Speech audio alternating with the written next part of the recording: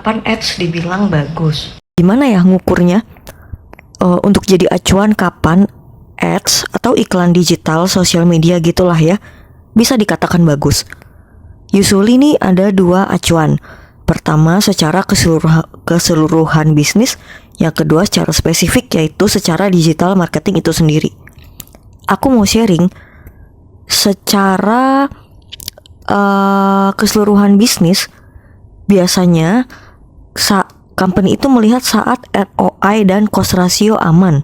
Apa sih maksudnya cost ratio itu? Jadi perhitungan ads cost ratio itu contohnya total pendapatan 1 bulan misal 100 juta. Lalu biaya iklannya itu 10 juta.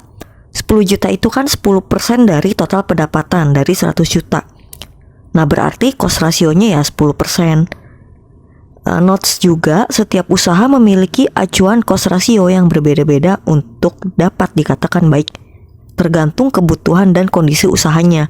Jadi untuk define ini nih, ini baik atau enggak, ini oke atau enggak, ini termasuk tinggi atau rendah gitu. Biasanya company melihatnya dari sisi keseluruhan, dari sisi keuangan juga, dari sisi digabung sama cost-cost yang keluar. Makanya divisi digital marketing butuh banyak koordinasi dan konsultasi dengan company gitu, dengan departemen lain. Nextnya, secara spesifik yaitu secara pengukuran digital marketing itu sendiri. Pertama, saat ROAS tinggi. Ini teman-teman udah tahu lah ya. ROAS itu return on ad spend. Ini berarti struktur iklan secara keseluruhan mulai dari settingan sampai konten dan landing page sudah relevan dengan target audience, yang mana kita bisa mendapatkan pendapatan setinggi-tingginya dengan budget serendah-rendahnya. Ini kan kalau ads kita objektifnya penjualan gitu, kejar sales lah ya.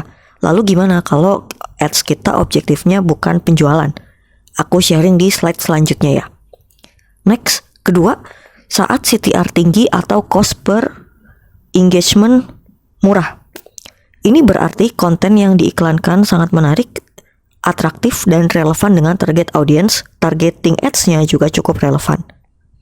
Dan yang ketiga, saat CPC murah. Berarti konten yang diiklankan relevan dengan target audience, karena ada lebih banyak audiens yang klik iklan dengan budget ads yang dikeluarkan. Seperti itu. Keempat, saat CPA atau CPR, cost per result ya, murah. Oh ya, dan ini berlaku juga untuk CPL, cost per leads murah gitu. Dan juga conversion rate tinggi. Ini berarti keseluruhan struktur iklan sudah cukup baik, mulai dari pemilihan objektif, bidding, konten iklan, dan konten landing page sudah relevan dengan target audience. Ini yang di bawah garis miring, tulisannya miring ini aku kasih catatan tambahan insight dan sharing untuk teman-teman. Jadi biasanya kita udah tahu ya, kalau conversion rate rendah itu karena kurang relevan dengan target audience. Dan ada banyak sekali faktornya, seperti produk yang kurang diminati, pricing yang kurang sesuai dengan market, atau konten iklan terlalu clickbait sehingga tidak sesuai dengan apa yang ditampilkan di landing page. Jadi orang udah klik iklan, terus ketika sampai di landing page, mereka kabur gitu, langsung close. Nah karena mereka langsung close, conversion rate-nya jadi rendah gitu. Banyak yang masuk tapi nggak sampai beli, langsung pada keluar lagi. Nah ini biasanya tuh secara umum, secara general sebabnya ya seperti ini. Lalu jadi gini, karena cost per result atau cost-cost yang dikeluarkan itu terkadang cukup tentatif, kadang bisa murah. Murah itu kan artinya bagus ya. Oke lah murah, tapi hasilnya kurang maksimal gitu. Nah untuk kondisi seperti itu teman-teman bisa cukup nggak terlalu fokus sama cost per result tersebut atau cost-cost yang sudah keluar tersebut. Nggak usah terlalu fokus.